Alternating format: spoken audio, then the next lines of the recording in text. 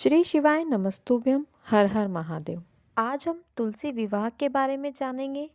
देवउठनी एकादशी के दिन तुलसी विवाह क्यों किया जाता है? तुलसी जी और शालिग्राम जी का विवाह क्यों किया जाता है? शालिग्राम जी कौन है? तुलसी माता की उत्पत्ति कैसे हुई? साथ ही इसकी कथा हम सुनेंगे। तो चलिए वीडियो शुरू करते हैं। हमारे हिंदू धर्म में तुलसी विवाह का बहुत ही विशेष महत्व है।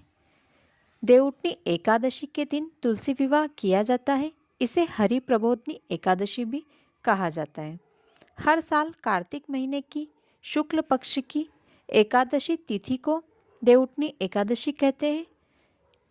मान्यता है कि भगवान विष्णु 4 महीने के लिए योग निद्रा में चले जाते हैं और फिर देवउठनी एकादशी के दिन अपनी योग निद्रा से जागते हैं। इस दिन भगवान शालिग्राम का विवाह माता तुलसी के साथ किया जाता है। शालिग्राम जी भगवान विष्णु का ही एक रूप है। तुलसी विवाह की कथा सुनते हैं। एक बार शिवजी ने अपने तेज को समुद्र में फेंक दिया था।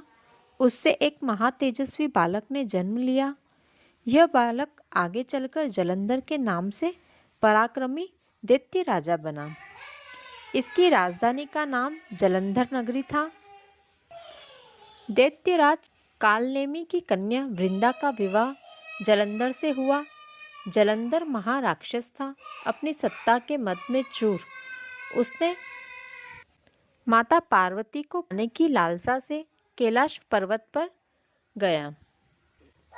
भगवान देवादि महादेव का ही रूप धरकर जलंधर माता पार्वती के समीप गया, परंतु माँ ने अपने योग के बल से उसे तुरंत पहचान लिया और वहाँ से अंतर्ध्यान हो गई।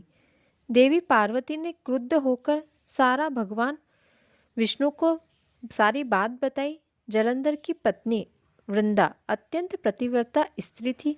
उसी के पतिव्रत धर्म के कारण जलंधर न तो मारा जाता था और न ही पराजित होता था। माता पार्वती को पाने के लिए जलंधर ने सारी सीमाएं पार कर दी थी, लेकिन जलंधर का नाश करने के लिए उसकी पत्नी वृंदा के पतिव्रत धर्म को भंग करना आवश्यक था। इसी कारण भगवान विष्णु ऋषि का वेश धारण कर वन में जा पहुँचे, जहाँ वृंदा अकेली भ्रमण कर रही थी। भगवान के साथ 2 मायावी राक्षस भी थे, जिन्हें देखकर वृंदा भयभीत हो गई। ऋषि ने वृंदा से के सामने पल में दोनों को भस्म कर दिया। उनकी शक्ति देखकर वृंदा ने कैलाश पर महादेव के साथ युद्ध कर रहे अपने पति जलंधर के बारे में पूछा। ऋषि ने अपनी माया जाल से 2 वानर प्रकट किए। एक वानर के हाथ में जलंधर का सिर था तथा दूसरे के हाथ में धड़। अपने पति की यह दशा देखकर वृंदा मूर्छित हो गई और गिर पड़ी। होश में आने के बाद उसने ऋषि रूपी भगवान से विनती की कि वह उसके पति को जीवित करे।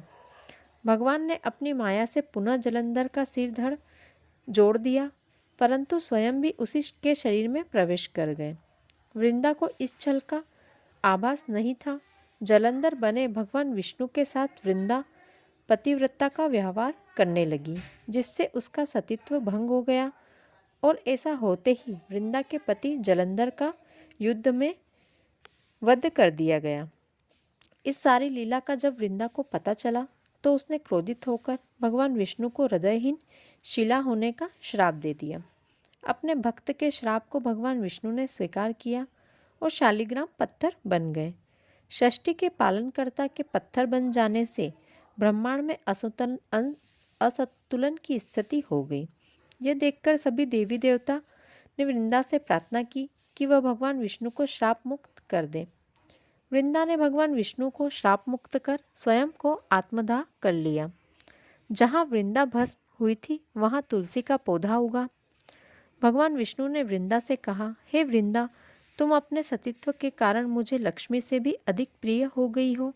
अब तुम तुलसी के रूप में सदा मेरे साथ रहोगी। तब से हर साल कार्तिक महीने में देवउठनी एकादशी के दिन तुलसी विवाह के रूप में मनाया जाता है। जो भी मनुष्य मेरे शालिग्राम के साथ तुलसी का विवाह करेगा उसे यश वैभव की प्राप्ति होगी और मृत्यु के बाद वैकुंठ धाम जाएगा। उसी दैत्य जलंधर की भूमि आज भी जलंधर नाम से विख्यात है। सती वृंदा का मंदिर जलंधर के किशनपुरा के कोट किशनचंद में स्थित है। कहते हैं इस स्थान पर एक प्राचीन गुफा भी थी जो सीधी हरिद्वार तक जाती थी। जिस घर में तुलसी होती है वहाँ यम के दूत भी असमय नहीं जा सकते।